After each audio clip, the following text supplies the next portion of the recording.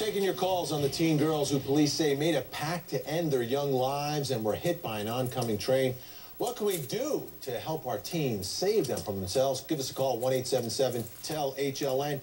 We've got Al from Missouri on the line. Al, you're on the air. I don't want to take anything away from the pain of these families, but is there any more suicides today, or is it just that there's many more hours of news programming? Well, let's go to Terry Real on that. Terry, are the statistics showing that there are more teens that are committing suicide through, and I don't know if it has anything to do with the social networking that's going on and things like that, or are we just hearing about it more because there's more coverage? I think that the rates are not appreciably on the rise. I think that it's always been a problem. I think it's a problem that's just beginning to be recognized.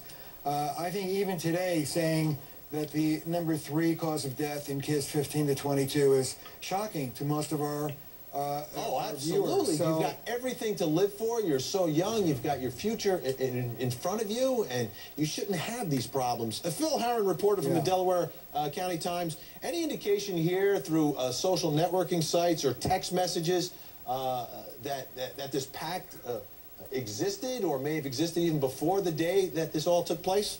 There certainly have been some indications, Vinny, as we started working the story on Thursday afterwards, that there were some indications that there were some social media references, there were some text messages, there were some Facebook postings, but we tried to downplay that because the police were holding an active investigation then.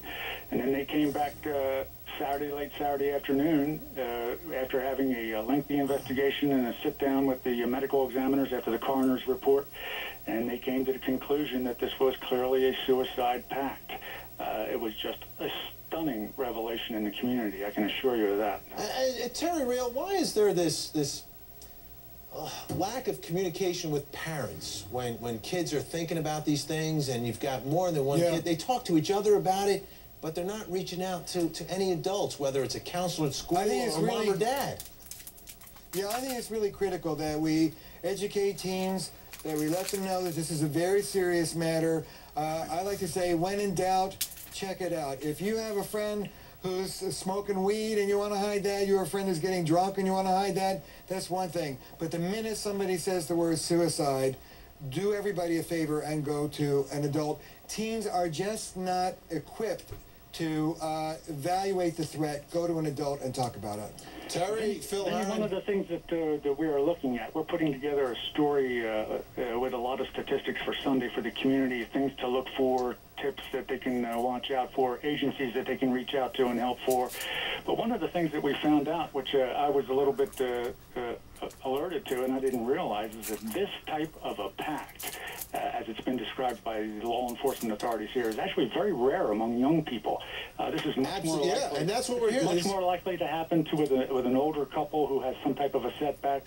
That young people usually do not do this. That's why it's somewhat rare. Unbelievable. Phil, thanks so much. Terry Real as well. Thank you so much. An update on a story we